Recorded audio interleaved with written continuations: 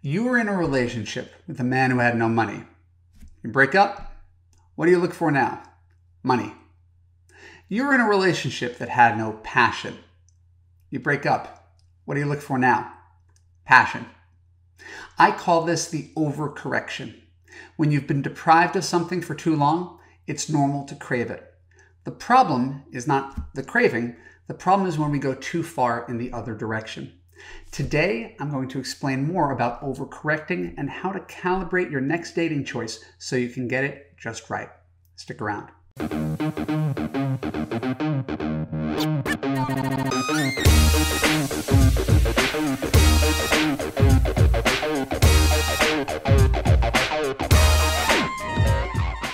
I'm Marc, Katz, dating coach for smart, strong, successful women and your personal trainer for love. Welcome to the Love You podcast. Keep listening to discover why it's dangerous to choose men based on what's wrong with your ex. When we're done, I'll let you know how you could apply to Love You to create a passionate relationship that makes you feel safe, heard, and understood. So I'm going to tell a story about my mom. I could always tell stories about my clients, but I like my mom's story sort of the best. My mom was married to my dad for 30 years. She got married when she was 22, I believe, in 1968. And they had a good but not great marriage. I think it's probably the best way to describe it. The kids were very well loved. We were given lots of love and self-esteem and great experiences. We all laughed together, played board games, and traveled and had a really, really nice childhood. But my parents were volatile. They weren't that experienced because they were both young. My mom went from her father's house into my dad's house, and their personalities were both a little volatile, a little bit emotional. So there was a lot of fighting and making up. And there was a couple times that I thought they might have gotten divorced, but they managed to get past those tough times. And when my dad died when I was 26 and he was 53, my parents had been together for 30 years and there was no signs that they were going to break up. Once the kids were out of the house, their relationship actually got better. So that's a story of a good but not great marriage that had some passion, but was missing out on some comfort due to a lack of self-awareness and communication skills on both of their parts. My mom, after that, moved to Florida, retires in her mid-50s, and is lonely, not surprisingly, after spending 30 years with one guy. So she's lonely and says she doesn't want to date, says she doesn't want to get married, and doesn't for a few years. And then one day there's this guy who makes a really great effort for her. They walked their dogs together and they became friends from the neighborhood in one of these 55 and over communities in Florida. And this guy is everything my dad was not. My dad comes from Russian immigrant parents. He's a little rough around the edges. He's not typically gentle or chivalrous. He's a hardworking guy, gets shit done, man of the family kind of guy, but lacking certain sensitivities. Right? And so my mom really missed out on being treated like a princess the way her father treated her. Really gentle, like she walked on water. My dad did not treat my mom like she walked on water. And so my mom ends up marrying this lovely man named Mike. And Mike was, again, everything my dad wasn't. And he was so different than my dad that I didn't have a great feeling about the relationship. Obviously, as a son, I want to be supportive. I'm glad my mom's happy.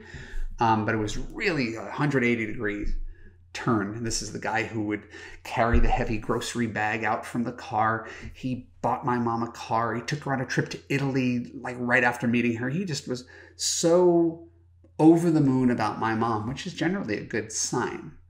Right? But he did everything for her. He cooked and he did the dishes and he just really tried to take care of her in a way that my dad never did.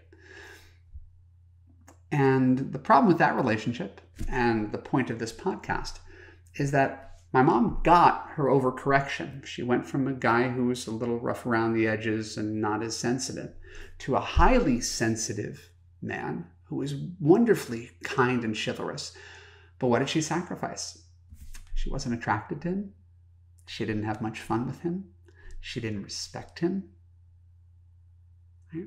That marriage lasted for probably about 2 years. And it wasn't too long into it where my mom realized she made a pretty big mistake. So she overcorrected, got the thing that she was missing, but sacrificed a whole bunch of other things. And that's the story that I think you can identify with on some level, right? Is correcting too far from the last boyfriend and then not getting something that's right in the middle, something that's balanced. My mom ended up falling in love with a friend when she was 69 years old. She's now 74. Right? The person she met was a woman named Anne. And Anne is a combination of my mom's first two husbands. She's funny, and she's a small business owner like my dad, right? She's, a little butch type, right? To throw around stereotypes, but she's kind of butch, very clearly a lesbian. My mom was not. And she also has that feminine sensitive side by virtue of being a woman that my dad didn't have, but her second husband did. So my mom has never been happier in the relationship than the one she's in right now. She's now happily married for 5 years. Right? And it's because she ended up finding someone who was in the middle. And that's all Love You is always trying to tell you to do, is find something in the middle and stop avoiding these extremes. My wife was married to a guy who was funny and charismatic. He's in the music industry. He was like the life of the party guy. Right? He didn't always tell the truth. He didn't always remember to pay the electric bills, even though he had money. He was like a man boy, really, in his early 30s and just kind of like living it up, but not responsible. And the second they got married, he kind of freaked out about being married. Right? Wasn't sure he was ready for marriage. Wasn't sure he was ready for kids. Cheated on her. Right? Worst case scenario. Right? So that was my wife's first husband, was the man boy. Her rebound guy that she dated for 1.5 years afterwards was a guy who was young. He was this young guy who was a graduate student, who was really, really serious, who really wasn't much fun, who spent all his time studying, but he was cute, smart, young, and serious. My wife overcorrected from the life of the party, irresponsible guy, and somehow she ends up with me. Right? I'm emotionally available. I work 9 to 6. I own my own business, but I don't work nights. I don't work weekends. And I prioritize being social, just like my wife, who's a super extrovert. And I always wanted to be married with children. So my wife has this guy ends up with a guy who's a combination of those two people. And it's that iterative process that we're talking about in dating. And understanding on top of this very moderate approach to dating that in telling you these stories, my mom and her partner are not a perfect couple. My wife and I are not a perfect couple.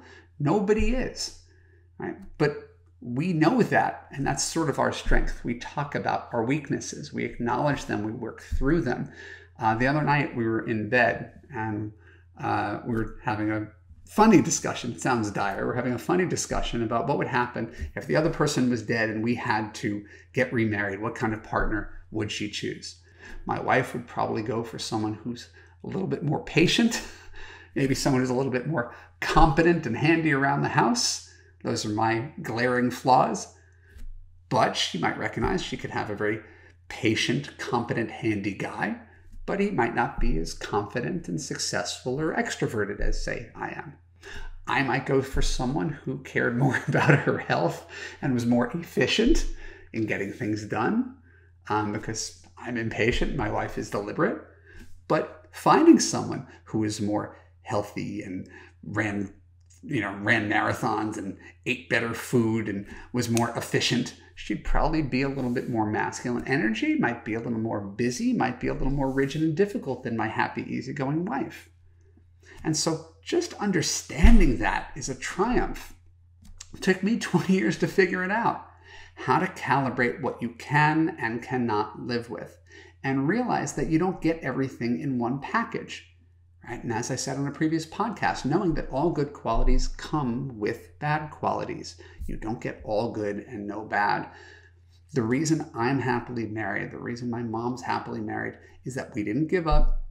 We kept recalibrating what we were looking for, trying to find the middle ground, and we found this sweet spot in the middle instead of going like a moth to a flame to our type, right?